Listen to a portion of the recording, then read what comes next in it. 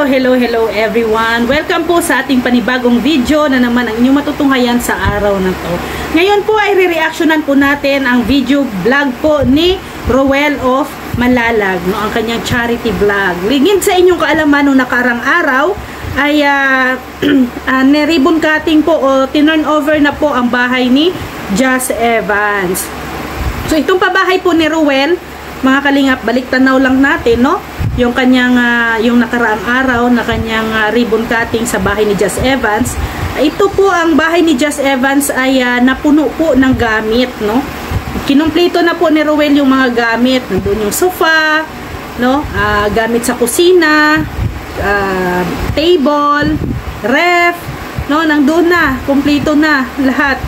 So, yan po ang isa, no? At magandang ginagawa po ng Kalinga Partners, lalo na sa kanilang mga housing project. Hindi lang bahay ang inaayos, kundi kasama na din po ang mga kagamitan sa loob ng bahay. So sa mga gamit po, no, isa yan sa mga talaga, no, parang package, no, ng bahay, yung mga gamit sa loob. So from Kuya Bal, no, yan din po talaga ang ginagawa ni Kuya Bal. Nilalagyan niya po ng gamit ang mga bahay, no. So na din po, sinusunod lang po ng mga Kalinga Partners. Kagaya po ni Roel of Malalag, sinusunod niya din po kung ano yung nasimulan po ni Kuya Bal na proyekto. Kaya ito po sa housing project, no, hindi lang po bahay ang binibigay, kundi kasama na din po ang gamit. At isa pa dyan po, no, ang pabahay po ni Roel may kasama na din pong negosyo. Nakita naman po ninyo na mayroon po doon sa labas, sa bahay ni Jas Evans, may maliit po na tindahan kasama po doon sa bahay na pinagawa po ni Roel. So ito pong proyekto ni Roel of Malalag, mga kalingap, hindi lang ito isang araw lang, no, na pagtulong, kundi itong kanyang pagtulong ay na din po to, parang lifetime na din ito, no?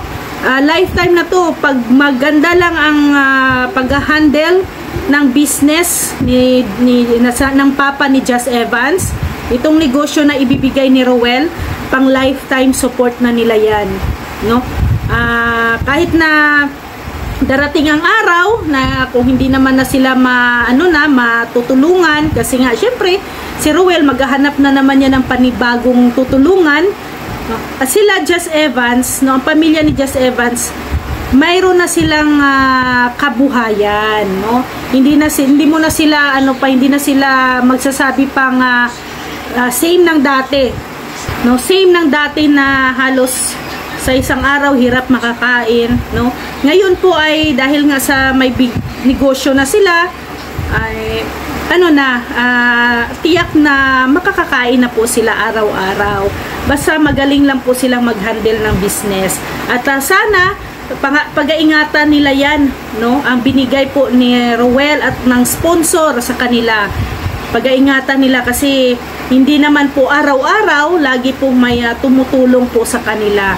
Ngayon may tumutulong, bukas wala na. So ngayon, habang mayroong tumutulong sa kanila, please take care of that. Alagaan po ninyong mabuti. Kasi bihira lang po ang mayroong magbibigay po ng blessing sa inyo. Not all the time. So kaya kung may negosyong binigay, hahawakan nyo po ng maigi yan. Alagaan po ninyo. So ang beneficiary po ni Roel, no, wala na po siyang alalahanin, no? Wala na pong alalahanin. Wala nang problemahin. May maayos na ang bahay, may gamit na ang bahay, mayroon pang negosyo, may pera pang kasama, no? Ay wala na silang alalahanin pa. Ang gawin na lang nila, palaguin ang negosyo na iniwan sa kanila. Tulungan din po nila si Roel, no, para umangat din po ang kanilang mga buhay. Huwag po laging aasa kay Roel at sa mga sponsors na magbibigay, kasi darating po ang araw, no, mayroong sponsors ngayon, kinabukasan wala na. Kaya habang ngayon na meron pa, no, gaya ng sabi ko kanina, pag-aingatan po ninyo, ha? Kasi po, yung gastos po, no, hindi po yan basta-basta, hindi po yan pinulot lang ng mga sponsor dyan sa tabi-tabi.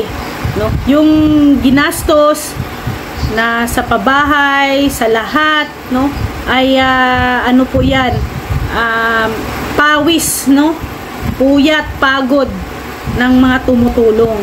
Kaya yan ay bless. Kaya pag-aingatan talaga ninyo. Hindi yan basta-basta, no? Hindi basta-basta ang gastos. Sa panahon ngayon, sobrang mahal ang mga gastusin ngayon. Kaya pasalamat kayo dahil isa kayo sa napabahayan at nabigyan ng negosyo. All package na po yan. Hindi lahat, no, ng mga beneficiary ay may mga ganyan. Piling-pili lang po na may mga ang beneficiary na mayroong negosyo, no? So, kaya pag-aingatan talaga ninyo. So, nung nakaraang araw po, no, may ginanap na po ang ribbon cutting at saka umattend po, no, nandoon din po si Kuya Bal at ang iba pang mga Kalinga partners, no. Narinig natin yung mensahe po ng tatay ni Jess Evans na very emotional din po, no, at kung naririnig nyo lang ay galing talaga sa puso ang kanyang mga sinasabi, ang kanyang pagbigkas ng mga pasasalamat. Ramdam mo talaga na galing talaga sa kanyang puso at very sincere po talaga. Yan, nakakatuwa lang po talaga, no, mga Kalingap, dahil nga sa programa ni Kuya Val, ang dami na pong mga Kalinga partners ang sumunod, no, sumunod sa yapak ni Kuya Val. Na isa na din po yan si Ruel of Malalag at marami pa pong mga Kalinga partners natin ang nagkakaroon din ng proyekto na ganito, ang proyekto na pabahay. So dahil nga sa proyektong yan, marami na pong mga sabi nating mga puris to the poor or yung kawawang-kawawa po talaga nung need ng bahay ang natutulungan. Alam natin, no, na hindi pa lahat ay natutulungan natin. Mga ilan-ilan pa lang sa millions of people na nakatira dito sa Pilipinas, mas marami pa po talaga ang hindi pa natutulungan. Pero at least, no, mayroon na si Kuya Val, no, ang mga Kalinga partners, mayroon ng napabahayan, natulungan, na nabigyan po ng bahay at maano po, hindi na po sila mababasa sa ulan, hindi na mainitan, no? Komportable na ang kanilang tulog, komportable na ang kanilang pamumuhay dahil po yan sa tulong po ng Team Kalingap na programa po ni Kuya Val, ang housing project. So maraming salamat po talaga kay Kuya Val dahil kung hindi po sa kanyang proyekto sa Kalingap na ganito, no, na housing project ay wala, no, siguro hindi tayo makapagpabahay ng mga taong need po ng bahay, no, walang masisilungan na bahay. So ito po, no, itong tulong ng Kalingap, no, ni Ruel of Malalag, it is the lifetime, no, lifetime na po yan, yung bahay na pinagawa niya, yung bahay na binigay niya, lifetime na po yan, habang buhay na po yan. Yung negosyo, kung magaling lang mag-handle, humawak ng business, tiyak ay mapapalago po yan ng isa ng beneficiary ni Ruel. Siyempre, wag nyo pong kalimutan ang magdasal palagi at lagi pong magpasalamat, lalo na sa mga butihin ninyong sponsors na nandyan po palagi sa inyong tabi, na tumutulong na sa mga kailangan ninyo. So salamat po talaga. So sa mga hindi pa po nakapanood sa video na to, pauntahan nyo po ang channel ni Ruel of Malalag. Nandoon po makikita po ninyo ang mga video upload po na charity works ni Ruel of Malalag.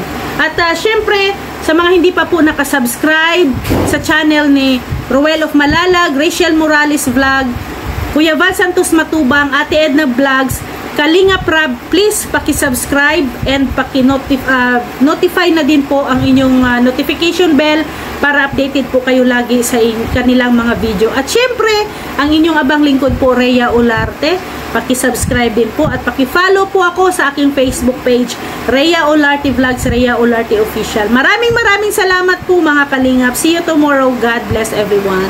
Bye-bye po.